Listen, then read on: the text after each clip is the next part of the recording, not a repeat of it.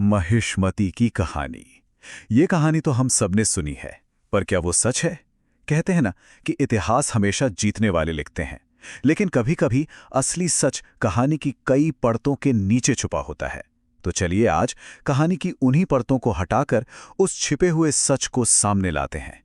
ये पूरी कहानी सिर्फ एक सवाल से शुरू होती है। क्या हो अगर जिसे हम आज तक हीरो समझते आए हैं, असल में वही विलन था? सोचिए जरा, बस ये एक सवाल पूरी की पूरी कहानी को पलट कर रख सकता है। तो आइए इसी नए नजरिए से महिष्मती के इतिहास को फिर से देखते हैं।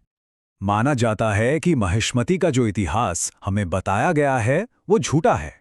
एक ऐसा सच जिसे बड़ी चालाकी से छुपाया गया। एक ऐसी कहानी जहां हीरो और विलन की पहचान ही धुंधली पड़ जाती है।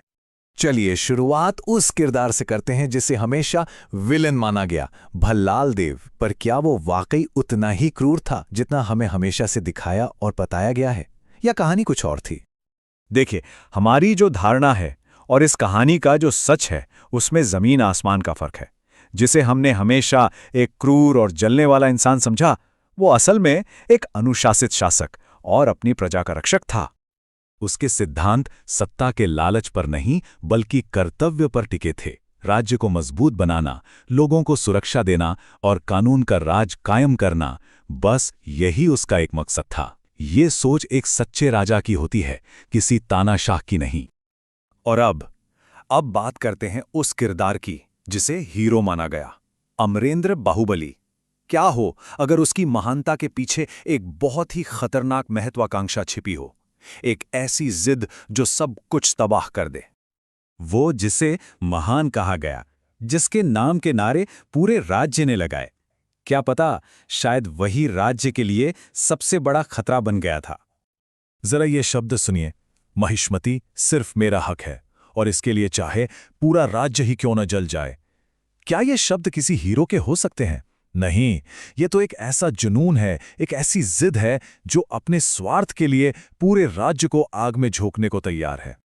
इस कहानी के मुताबिक बाहुबली ने अपने वफादार सैनिकों को सिर्फ मोहरों की तरह इस्तेमाल किया, अपनी ही प्रजा में डर और लालच फैलाया और आखिरकार महिष्मती को गृह युद्ध मतलब एक सिविल वॉर की आग में धकेल दिया। ये किसी हीरो के काम नहीं हो सकते, ये तो एक विध्वंसक के काम थे। तो जब खतरा इतना बड़ा हो तो उसे रोकना ही पड़ता है ना? बाहुबली की ये बढ़ती हुई जिद, उसकी महत्वाकांक्षा, इसने शिवगामी और कटप्पा जैसे वफादारों को एक बहुत मुश्किल फैसला लेने पर मजबूर कर दिया। और वो फैसला था एक साजिश, महिष्मती को बचाने के लिए। शिवगामी के ये शब्द उनकी पीड़ा और उनकी मजबूरी दोनों को दिखाते हैं। उन्होंने कहा, राजा वो होता है जो राज्य के लिए अपनी जान दे, तुम वो हो जो अपने लिए पूरे राज्य को कुर्बान करना चाहता है। उन्हें यह एहसास हो गया था कि उनका प्यारा बाहुबली अब राज्य के लिए ही एक खतरा बन चुका है। और इसीलिए जो कुछ भी हुआ वो धोखा नहीं बल्कि कर्तव्य था। सबसे पहले बाहुबली राज्य के लिए एक खतरा बना, फिर राजमाता ने अपने बेटे से भी ऊपर अपने कर्तव्य को चुना, और आखिर में कटप्पा ने सिर्फ उस आदेश का पालन किया जो राज्य की रक्षा के लिए जरूरी था। और पता है, ये पूरी तरह से दो अलग अलग विचारधाराओं की लड़ाई थी। जब दोनों भाई आमने सामने आए तो बाहुबली ने घमंड में कहा, मैं ही कानून हूं, जबकि भल्लाल देव ने जवाब दिया, और मैं महिष्मती का सैनिक। एक तरफ घमंड और दूसरी तरफ कर्तव्य। और फिर भल्लाल देव ने वो बात कही जो इस पूरी कहानी का सार है, राजा ताकत से नहीं जिम्मेदारी से बनता है। ये सिर्फ एक डायलॉग नहीं था, ये एक शासक का असली धर्म है।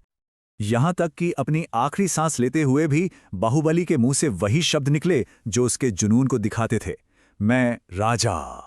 वो आखिरी दम तक यही मानता रहा कि वो सिंहासन सिर्फ और सिर्फ उसी का था। और तभी कटप्पा ने उस सच को उजागर किया जो अब तक छिपा हुआ था।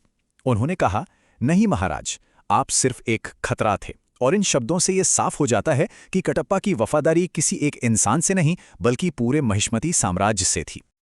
तो इस पूरी कहानी को एक अलग नजरिए से जानने के बाद अब सवाल ये उठता है कि इतिहास का असली नायक कौन था? तो फिर असली हीरो होता कौन है? इस कहानी के हिसाब से हीरो वो नहीं जो अपनी शान और अपने हक के लिए लड़े, बल्कि हीरो वो है जो राज्य, उसकी प्रजा और न्याय के लिए खड़ा हो। और उस मुश्किल फैसले का नतीजा क्या निकला?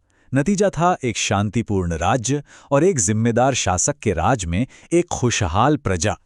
महिष्मति को आखिरकार वही मिला जिसकी उसे सबसे ज्यादा जरूरत थी, स्थिरता और शांति। तो इस कहानी का नायक भल्लाल देव है। क्यों? क्योंकि उसने अपने भाई को नहीं, अपने राज्य को चुना। उसने निजी रिश्तों से कहीं ऊपर उठकर अपने कर्तव्य को निभाया।